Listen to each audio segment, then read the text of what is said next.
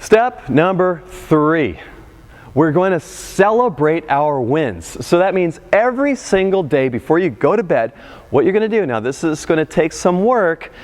If you completed your 5 minutes of exercise and you did it successfully, you're going to write that down. You're going to say the date, you're going to write down, I did my 5 minutes of exercise. Or if you did more, write that and write it with a lot of enthusiasm. Now, it's going to take a little practice and it's going to take some effort to get into it, but you must get to the point where you feel the emotion of success. You really feel like, yes, I did it. I did 5 minutes of exercise. Now, as corny as it may seem, there's actually real science going on behind there, because what's going to happen is, if we can produce an emotion, a positive emotion, then what's going to happen is we're going to create new neural pathways in our brain that support the behavior that give us that success. Do you get it? This is why we're doing it. So it's not easy. It takes some effort, and it takes your faith in doing this. But hey, if you don't believe me, just look it up yourself. You can figure out that high emotion creates faster and bigger neural pathways to make the behaviors that drive you towards your goals permanent,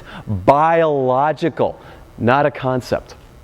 Okay, then the second thing that you're going to do is you're going to analyze your losses without emotion. Now this is very important, because remember how I said high emotion creates those neural pathways. Now we only want neural pathways to be formed that support our goals and our success, because that's how we build on success.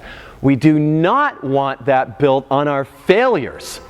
So we got to take the emotion out of it. So when you're analyzing your losses, for example, if you don't get your 5 minutes of exercise in, without emotion, and this is how you do it without emotion, you imagine that you're doing this for a client, not you. You imagine that you're doing this for a client, and you write down what happened.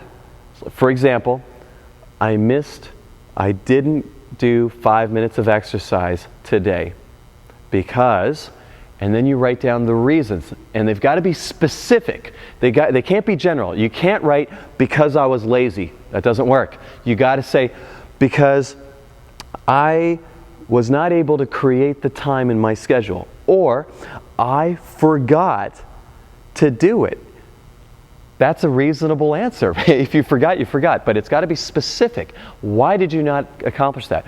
Or if you didn't get your water in, for example, I managed to only get 56 ounces of water because I didn't time my water intake properly, or because I let myself become too distracted that I wasn't able to remember to get all the water in. That's a specific reason. Then what you do, this is the last part of the analysis, is you write down how would you have changed the day before, or how would you have set yourself up so that you would have accomplished that. So you go back in the past and imagine, okay, how could I have set that up so that I would have guaranteed my success? And you say, let's take the example of not getting the exercise in because I forgot. I will get my 5 minutes of exercise in guaranteed if I set an alarm to tell me so. That's an example. So you're going to write that down. That is analysis without emotion. You write it down on paper and you pretend that you're doing it for a client, not yourself. Because if you do it for yourself, chances are this is what happens. You do it in your mind. You go, oh, I didn't get my exercise in. I am just a lazy piece of junk. I'm never going to succeed. And then you just start going down that path of beating yourself up. I'm never going to succeed. I'm never going to do this fitness thing. I'm always going to be fat. And when you do that, it just brings you into that state where you feel worse and worse and worse about yourself. And those emotions, now realize emotions are a cocktail of chemicals in your brain. And they affect how memories are formed and neural pathways are formed. So you don't want that. Write it down on paper so that you're not So you're not keeping the thoughts in your head. You're transmitting it onto paper, and so they don't sit there and ruminate in your head. You write them down. Okay. Finally, the last step is putting it out there. You know what that means? It means that you're going to tell the world, the universe, everyone and everything that you know what your intent is. So for this week, your intent is as simple as I am going to begin a new exercise program. That's it. but you tell everybody. Now, why do you tell everybody? Because it creates pressure and tension and accountability.